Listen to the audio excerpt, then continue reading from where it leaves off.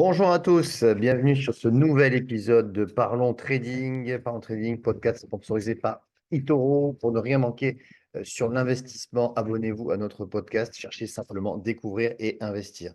Alors aujourd'hui, nous sommes le mercredi 23 octobre 2024 et dans ce nouvel épisode de Parlons Trading, nous allons parler de Thales.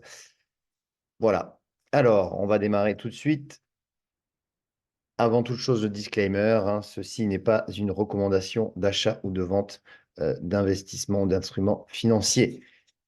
Alors, que s'est-il passé sur Thales qui vient de publier ce matin ses résultats pour le troisième trimestre? Eh bien, des résultats qui sont ressortis solides pour ce troisième trimestre puisque le chiffre d'affaires est ressorti au-dessus des attentes avec un carnet de commandes en hausse et au plus haut d'ailleurs.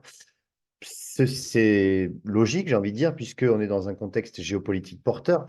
Je le rappelle, pour ceux qui ne connaîtraient pas l'entreprise Thales, Thales est un équipementier dans les domaines de l'aéronautique, mais aussi la défense et la sécurité, qui représentent plus de 50% de son chiffre d'affaires. Donc effectivement, avec les tensions géopolitiques, les, les carnets de commandes dans la division sécurité et défense et donc au plus haut avec des commandes notamment du gouvernement britannique, etc.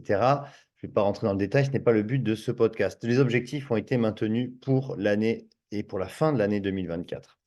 Alors maintenant, on va passer au vif du sujet, c'est-à-dire eh bien, l'analyse technique. Et lorsqu'on voit donc Thales, Thales donc, qui, voilà, depuis une dizaine d'années, eh bien, le titre a progressé. Vous voyez, on est dans une tendance haussière. On est à peu près sur un titre qui a pris voilà, 270%, qui a quasiment fait x3, x4 même, pardon, quasiment fait x4, puisqu'on est à quasi 300% de hausse sur 10 ans. Alors, on va zoomer bien évidemment le graphique parce que ce qui nous intéresse, c'est quand même plutôt à moyen terme de voir l'évolution. Alors, on voit que justement, on a eu depuis, en fait, 2022, ça a été une très bonne année pour Thales, contrairement au marché. On peut estimer que d'ailleurs, Thales, c'est plutôt une valeur contrariante par rapport au secteur traditionnel.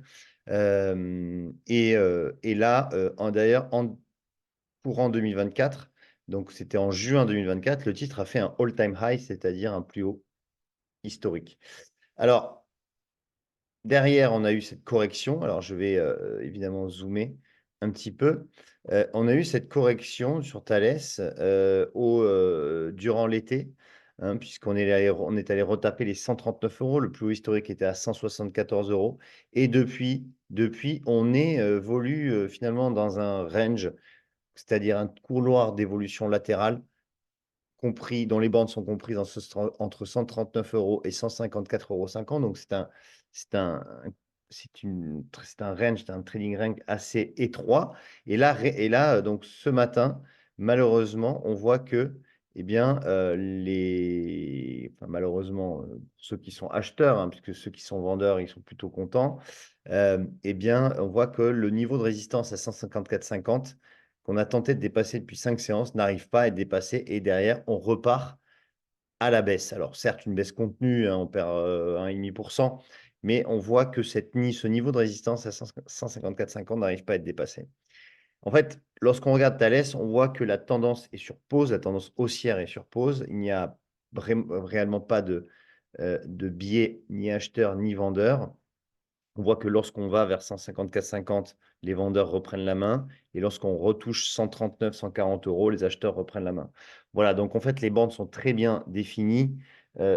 139 euros en bas, 154,50 en haut. Si on devait dépasser 154,50, on pourrait poursuivre la progression et aller vers 164 euros, 174 euros, pardon, c'est le plus haut historique.